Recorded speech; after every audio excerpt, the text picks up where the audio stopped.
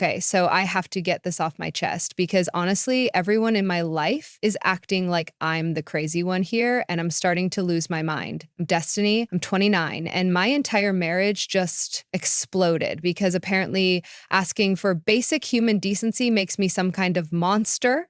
My husband, Robert, is 31, and we've been married 3 years, together for 7 total. And I genuinely thought we had this amazing relationship until 6 months ago when everything went completely sideways. Let let me start from the beginning so you understand what I'm dealing with here. Robert works for some shipping company doing logistics stuff, and I handle patient scheduling at a medical clinic. We're not rich, but we're doing okay, own our little house, both have reliable cars, the whole suburban dream thing. On paper, Robert is exactly what every woman says she wants. He's faithful, responsible, pays his bills, doesn't gamble or drink too much, comes home every night. Sounds perfect, right? But here's what nobody tells you about the perfect husband. Sometimes perfect can drive you absolutely insane in ways you never saw coming. When Robert and I first got together, I was head over heels for how attentive he was. He was constantly touching me, always had his hands on me, always telling me how beautiful and sexy I was. Every time I walked past him, he'd grab my butt or pull me in for a kiss. He'd whisper dirty things in my ear while I was trying to cook dinner. He made me feel like I was the hottest woman alive just for existing. At first, this was incredible. My friends were all jealous because their boyfriends barely noticed when they got dressed up. And here was Robert acting like I was some kind of supermodel just for wearing pajamas. He'd get turned on just from hugging me goodbye in the morning. He'd make comments about my body constantly, how good I looked in certain outfits, how much he wanted me, how he couldn't keep his hands off me. It was flattering and made me feel so desired and wanted. But somewhere around year 4 or 5, it started getting exhausting, like really, really exhausting. I couldn't do anything without Robert making it sexual somehow. I couldn't hug him without feeling him get hard against me. I couldn't bend over to pick something up without him making some comment about my body. I couldn't even be sick with the flu without him still finding ways to touch me inappropriately. It was like he couldn't see me as anything other than a walking sex object. The breaking point was really building for months. I work in healthcare administration, which is honestly one of the most stressful jobs on the planet. I'm dealing with insurance companies, angry patients, doctors who think they're gods, mountains of paperwork, constant deadlines, people literally crying in my office because they can't afford their medications. I come home mentally and emotionally drained, just wanting to exist as a human being for 5 minutes without being somebody's fantasy. But Robert would be there waiting, ready to pounce the second I walked through the door. Not in a sweet, how is your day, honey way, but in a, you look so hot in that uniform way that made me want to scream. He never asked about my actual day, never wanted to hear about the problems I was dealing with, never offered to help with anything stressful in my life. But he sure as hell never missed an opportunity to comment on my appearance or grab some part of my body. I started dropping hints that maybe he could tone it down a little. When he'd make sexual comments, I'd change the subject or give him a look. When he'd grab my butt while I was loading the dishwasher, I'd move away and keep working. When he'd get visibly aroused during completely innocent moments, I'd make little jokes about how predictable men are. I thought he'd pick up on the fact that I needed some space, some time to just exist without being sexualized every 5 minutes. But Robert kept doing it. The constant touching, the sexual comments, the inability to have a normal conversation without making it about my body somehow. It was like he was physically incapable of seeing me as a complete person instead of just a collection of body parts that existed for his entertainment. Are men really so controlled by their hormones that they can't interact with their own wives without making everything sexual? Tried talking to my sister about it, and she just laughed and said, I was lucky to have a husband who still found me. attractive after 7 years, but she doesn't understand what it's like to never have a moment where you're seen as a person instead of an object. She doesn't know what it feels like to come home from dealing with real problems all day only to be treated like a stress relief toy by the person who's supposed to support you. My coworkers weren't much help either. When I'd mentioned that Robert was a little too hands-on, they'd roll their eyes and say their husbands barely looked at them anymore. But that's not the point. The point is that there's a difference between feeling desired and feeling objectified. And Robert had crossed that line a long time ago. I started paying attention to how Robert interacted with other people versus how he interacted with me, with his friends, his coworkers, random people at the store. He was thoughtful and engaging. He asked questions, listened to answers, had real conversations about actual topics. But with me, everything somehow circled back to my appearance or how much he wanted me physically. It was like he'd forgotten I had a brain, opinions, feelings that weren't related to his sexual needs. 6 months ago, I was having the worst week of my entire career.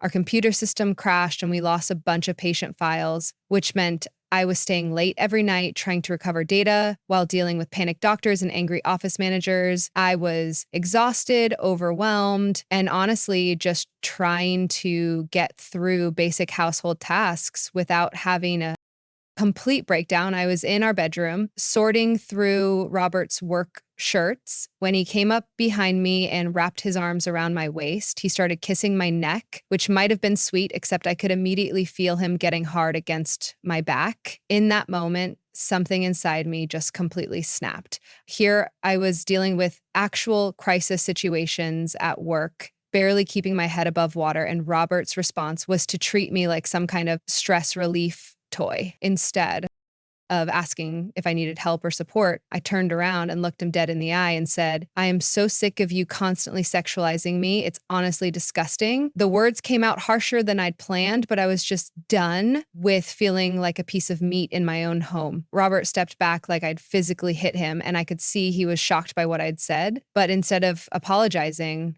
I kept going because I'd been holding this back for way too long. "I can't even sort laundry without you getting turned on and pawing at me," I told him. "I'm not just a body for you to grab whenever you feel like it. I'm a person with real feelings and real problems, and all you can think about is sex." Robert tried to interrupt, saying he was just showing affection and couldn't help his physical reactions. But I wasn't interested in his excuses. "That's exactly the problem," I said. "You can't help yourself. You can't see me as anything other than a sexual object. Do you realize you haven't asked me about my day once this entire week? You haven't asked how I'm handling this crisis at work or if there's anything you can do to help, but you sure haven't missed a single opportunity to grab my butt or make some comment about how hot I look." Robert looked confused and hurt, trying to explain that his attraction to me was natural and that he thought I liked the attention, but I was way past caring about his feelings at that point. They'd been dealing with this for years and I was completely done with it. "There's a difference between love and objectification," I told him. "Love means seeing me as a complete person, not just a body that exists for your pleasure. Love means respecting my boundaries and understanding that I don't exist to turn you on every 5 minutes." I could see Robert getting defensive, but I didn't care anymore. "From now on, I need you to control yourself," I continued. "No more grabbing my butt when I'm trying to work around the house. No more sexual comments when I'm just trying to exist in my own home. No more getting aroused every time we hug like you're some kind of teenager. I need you to start seeing me as a person instead of a sex object. And that means keeping your hands near inappropriate reactions to yourself." Robert stood there processing what I'd said for what felt like forever. Finally, he nodded and said he'd try to be more aware of how his behavior was affecting me. He said he ever meant to make me feel objectified and that he'd work on controlling his reactions and being more respectful. I felt so vindicated and proud of myself for finally standing up and demanding the respect I deserved as a human being. That night, Robert slept on the couch, saying he wanted to give me space to process everything.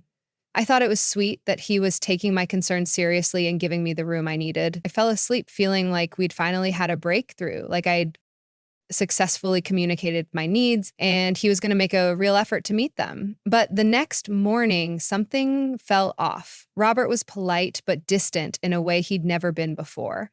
He made his own coffee instead of making me a cup like he usually did. He said goodbye before leaving for work, but he didn't kiss me or hug me or even really look at me directly. I figured he was still processing what I'd said and needed time to adjust to the new boundaries I'd set. Days turned into weeks, and Robert's new behavior became our normal. He stopped complimenting me entirely. He stopped initiating any kind of physical contact, even innocent hugs or quick goodbye kisses. He stopped making flirty comments or jokes. He basically stopped showing any sign that he found me attractive or desirable at all. At first, I thought this was exactly what I'd asked for, but it started feeling really weird and cold.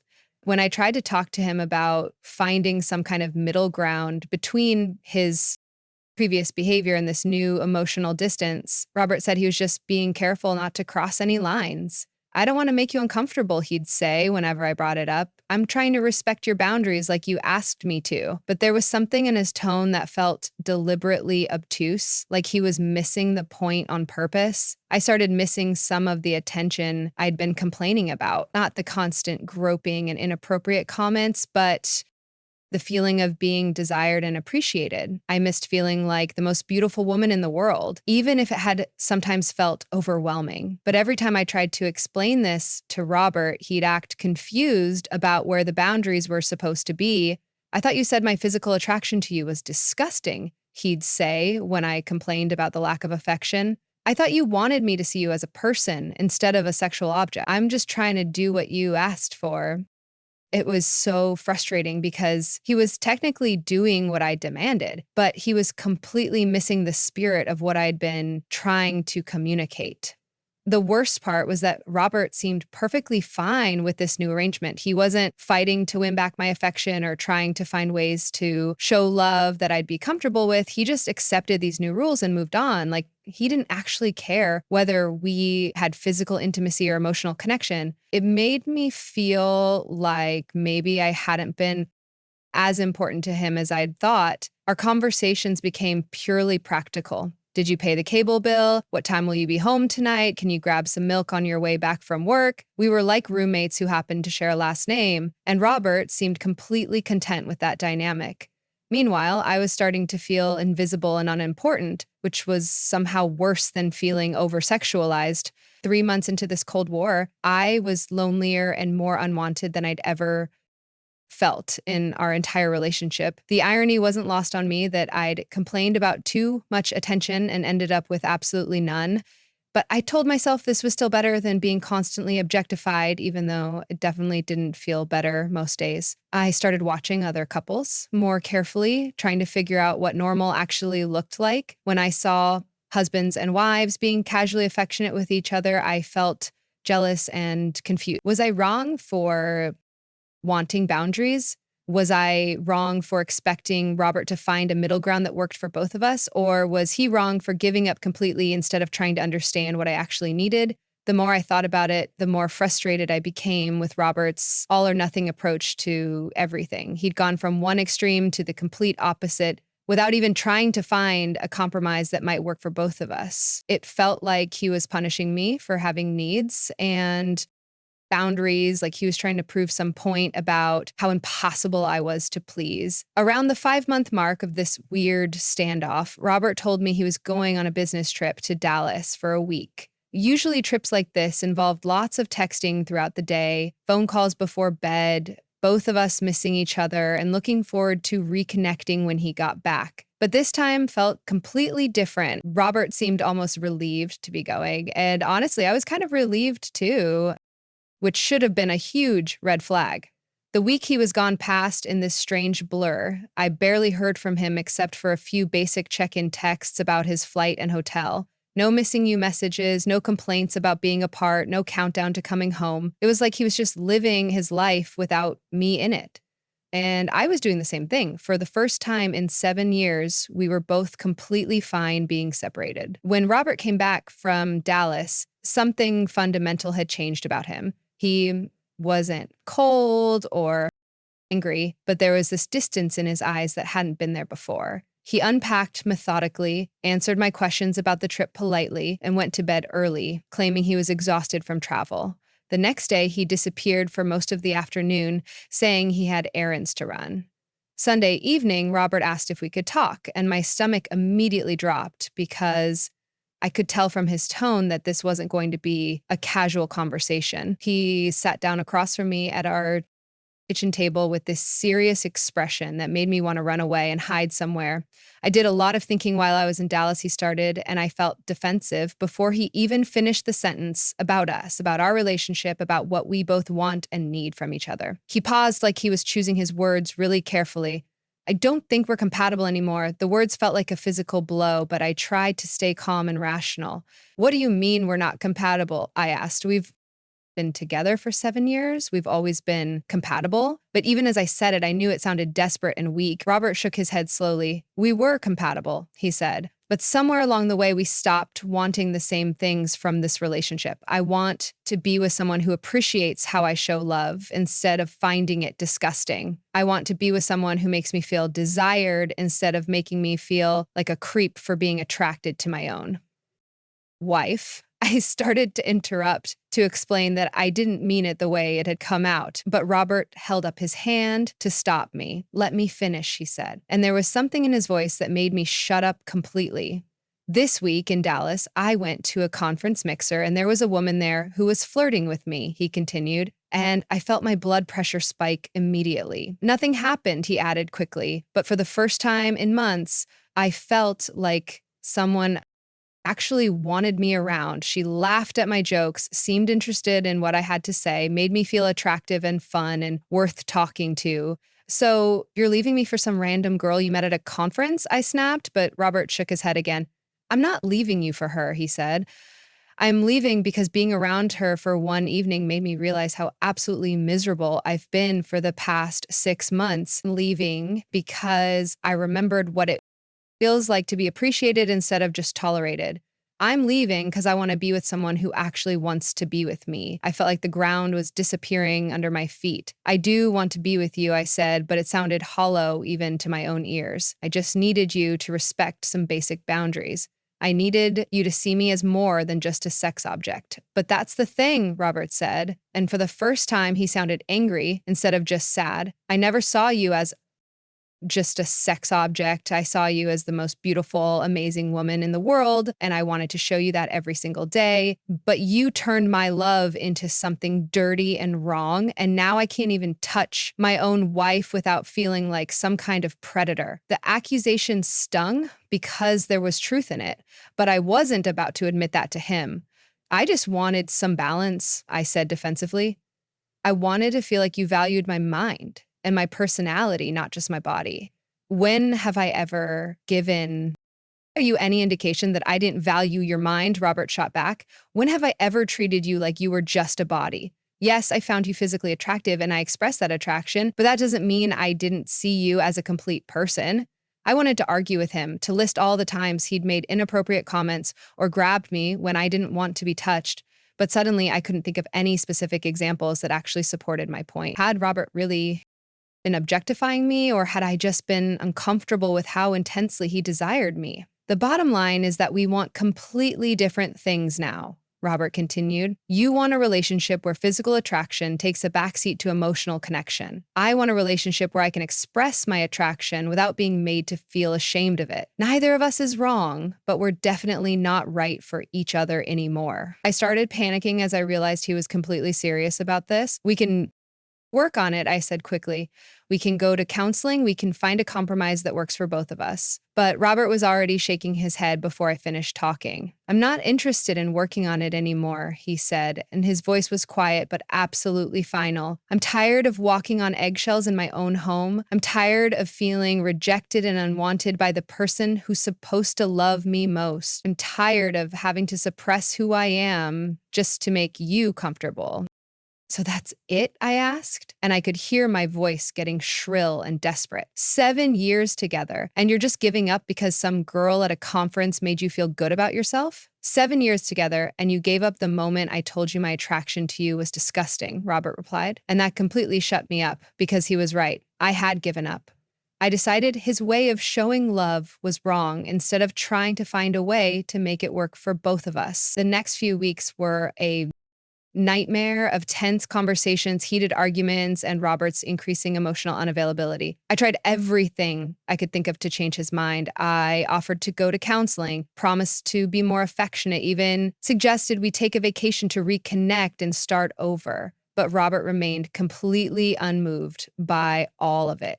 It's too late for that, he kept saying. Whenever I suggested ways to fix our problems, you can't take back what you said. You can't undo the past months. And honestly, I don't want to go back to wondering if every kiss or touch is going to be criticized or labeled as inappropriate. I accused him of being unforgiving and inflexible. I told him he was throwing away something good because his ego was bruised by one conversation. I even threatened to tell everyone that he was leaving me for a younger woman, which made him laugh in a way that wasn't amused at all. Go ahead, he said. Tell them whatever version of events makes you feel better. The people who actually matter will figure out the truth eventually. That response scared me more than anything else because it meant he truly didn't care about my opinion or my version of what had happened. Within a month, Robert had filed for divorce. He moved out of our house and into a small apartment downtown, taking only his personal belongings and leaving me with everything else. The divorce proceedings were swift and relatively painless since we didn't have kids, and our finances were pretty straightforward. Robert didn't fight me on anything. He just wanted out as quickly and cleanly as possible. During this entire process, I kept expecting him to change his mind, to realize he was making a huge mistake and come back to try to work things out. But Robert never wavered, even slightly. If anything, he seemed more relaxed and happier as the divorce progressed, like a massive weight was being lifted off his shoulders with each signed document. My friends and family were sympathetic, confused about the whole situation. They'd always liked Robert and thought we were happy together. When I tried to explain that he'd left because I asked him to stop sexualizing me, they looked at me like I was speaking a completely foreign language. The real devastating blow came about 4 months after Robert moved out. I was at the grocery store when I saw him in the produce section with a woman I didn't recognize. She was maybe 26 or 27, pretty in this natural, effortless way, and clearly completely comfortable with Robert in a way that made my stomach turn. I watched from behind a display of apples as Robert put his arm around her waist and she leaned into him, both of them laughing about something on his phone screen. What absolutely destroyed me wasn't just seeing Robert with someone new. It was seeing how genuinely happy and relaxed he looked. This was the Robert I'd fallen in love with 7 years ago, the one who was funny and charming and full of life. I realized that somewhere in our marriage, he'd stopped being that person around me, and I'd been too focused on my own discomfort to notice or care.